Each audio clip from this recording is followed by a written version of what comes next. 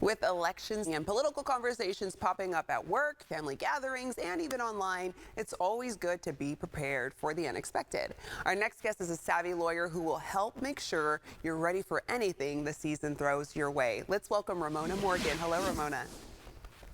Hi, Desiree. How are you? I'm doing good. All right, Ramona, let's talk about things don't always go as planned at the polls. So how can we prepare for unexpected issues like long lines or voter ID problems when we head out to vote? Okay, so absolutely the best weapon is information. You should know what the rules are related to registration, be all prepared before you go.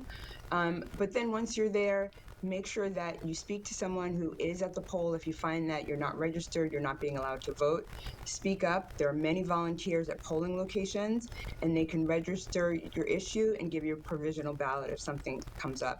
But mostly, make sure you've got water, be hydrated, and then also look into alternate times like late times and advanced voting, or in early voting if you're able to do it. It's good to know there's a lot of resources to help with that, like you mentioned, especially if people aren't registered to vote. And I mean, politics can really sneak up into the workplace, maybe when we're least expecting it. So how can we handle those political conversations at work without creating any tension? So one of the things that we value so much is free speech. In the workplace, it is good to temper what you're saying and what you're communicating with colleagues who might have very, very different points of view. And people are very passionate all the time about elections, but particularly this year. So make sure that you're keeping, a professional demeanor, that you're talking about things related to work, and if possible, steer clear, particularly if you're being drawn into conversations you're not comfortable with. All right, and then kind of pivoting off of that, so we mentioned at work, we've all had those family gatherings or even moments on our social media feed where differing political views, they come up, they catch us off guard. How can we navigate these moments without losing our cool? It's funny. I feel a couple of different ways about this. On one hand, it's good to occasionally lose your cool in the sense that being passionate, expressing yourself can be really important. On the other hand, it's great to step back, particularly on social media, and, thinking about it from a legal perspective.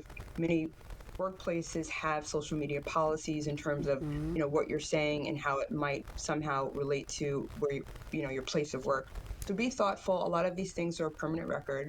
And then, we can always walk away from our computer, take a break, come back, and think about what we want to say. And when it is time to vote and we get those results, election results can be unpredictable, especially in a tight race or with important propositions on the ballot. How can we stay grounded and handle the outcome no matter which way things go?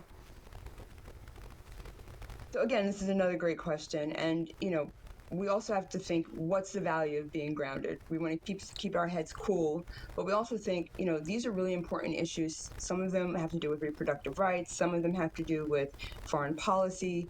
And if you're passionate about it and you find out that it hasn't gone the way that you want, absolutely use pen and paper, write your local representative, write the federal government, but channel that energy that you have productively into making and bringing about the changes that didn't come around this time that you really would like to see. But sometimes righteous indignation can be the greatest fuel, and it's good to make your voice heard in a productive way.